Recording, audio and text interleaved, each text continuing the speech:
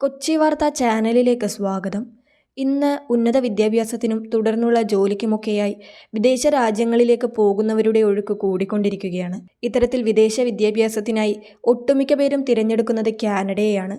എന്നാൽ കഴിഞ്ഞ കുറച്ചു നാളുകളായി കാനഡയിലേക്കുള്ള കുടിയേറ്റം കുറക്കുന്നതിനായി വിവിധ നടപടികളും പുതിയ നിർദ്ദേശങ്ങളുമൊക്കെ കാനഡ സർക്കാർ പ്രഖ്യാപിച്ചിരുന്നു.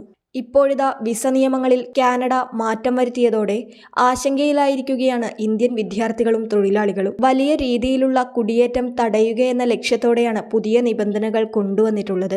ഇത് ജോലിക്കും റെസിഡൻസ് പെർമിറ്റിനും അപേക്ഷിക്കുന്നവരെയടക്കം പ്രതികൂലമായി ബാധിക്കും. വിദ്യാർത്ഥികൾ, തൊഴിലാളികൾ, കുടിയേറ്റക്കാർ എന്നിവരുടെ വിസ സ്റ്റാറ്റസിൽ എപ്പോൾ വേണമെങ്കിലും മാറ്റം വരുത്താൻ കനേഡിയൻ അതിർത്തി ഉദ്യോഗസ്ഥർക്ക് അധികാരം നൽകുന്നതാണ് പുതിയ നിയമം. ഫെബ്രുവരി ആദ്യം മുതലാണ് ഇത് പ്രാബല്യത്തിൽ വന്നത്. പുതിയ immigration and refugee protection regulations പ്രകാരം ഇലക്ട്രോണിക് യാത്രാനുമതികൾ, ETA-കൾ, താൽക്കാലിക റെസിഡന്റ് വിസകൾ അല്ലെങ്കിൽ TRV-കൾ പോലുള്ള താൽക്കാലിക റെസിഡന്റ് രേഖകൾ നിരസിക്കാൻ കനേഡിയൻ അതിർത്തി ഉദ്യോഗസ്ഥർക്ക് അധികാരമുണ്ട്. അതേസമയം പെർമിറ്റുകളും വിസകളും നിരസിക്കുന്നതിന് ചില മാർഗനിർദ്ദേശങ്ങൾ പാലിക്കേണ്ടതുണ്ട്.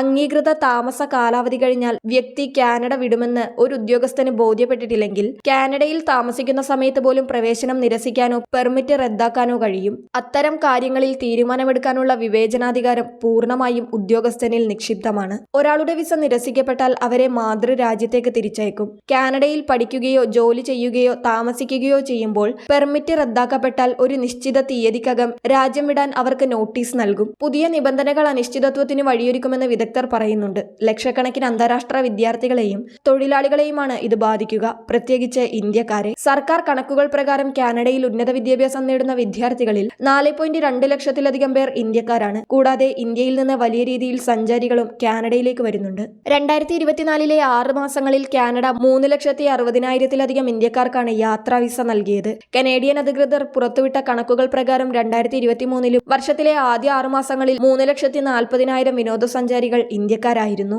എന്തായാലും കാനഡയുടെ നിർദ്ദേശങ്ങളും പുതിയ നടപടികളും മലയാളികൾ ഉൾപ്പെടെയുള്ള ഇന്ത്യക്കാർക്ക് പ്രതിസന്ധി സൃഷ്ടിക്കുന്നുണ്ട്. കൂടുതൽ വാർത്താ അറിയിപ്പുകൾക്കായി കൊച്ചി വാർത്താ ചാനൽ സബ്സ്ക്രൈബ് ചെയ്യുക.